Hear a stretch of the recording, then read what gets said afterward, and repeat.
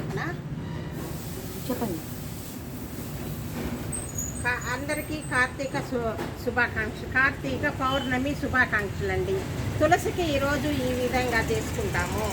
మనము తులసిలో ఉసిరి కొమ్మను పెట్టుకొని అంటే ఉసిరి దామోదరుడు అండి, లక్ష్మీదేవి ఏమో తులసి. అందుకని ఈరోజు ఈ పౌర్ణమికి దామోదరుడితోనే, కార్తీక మాసం దామోదరుడేనండి, దామోదరుడే. మనము తులసిని దామోదరుణ్ణి చాలా అలంకరణ చేసుకుని, పూలతో అలంకరణ విధంగా చేసుకుని 365 ఒత్తులు వెలిగించుకుంటాం అనమాట. 365 ఒత్తులు ఎందుకు వెలిగించుకుంటామంటే, మనము సంవత్సరం అంతా దీపారాధన రోజు చేసుకుంటాం కదా, సంవత్సరం 365 రోజులు అన్నట్టు. ఎప్పుడన్నా ఒక రోజు మనం ఊరు వెళ్ళినా ఏదైనా చేసినా కానీ మధ్యలో పెట్టడానికి కుదరకపోయినా కానీ దీపము, అందుకని 365 ఒత్తులు వెలిగించుకుంటే మనం సంవత్సరం అంతా దీపారాధన చేసిన ఫలితం దక్కుతుందండి. కార్తీక మాసంలో చేసిన దీపదానము ఏ దానం అయినా కానీ, అన్నదానము, వస్త్రదానము, అన్ని దానాలు కూడా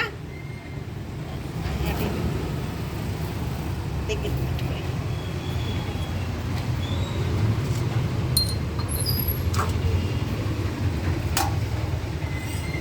ఏ దానం చేసినా మనకి 1000 కోట్ల ఫలితం దక్కుతుందండి.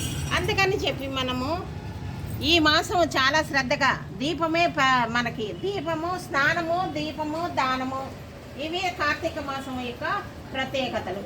మనం 365 నెయ్యితో అయినా వేసుకోండి, ఆవు నెయ్యితోటి, లేకుంటే మనము నువ్వుల నూనెతోనా వెలిగించుకుని అలంకరణ చేసుకుని పూజ చేసుకుంటే చాలా ఫలితం వస్తుందండి, మనకి చాలా ఫలితం వస్తుంది. కలువ పూలు, సంపంగి పువ్వు, అదిగోండి కలువ పూలు,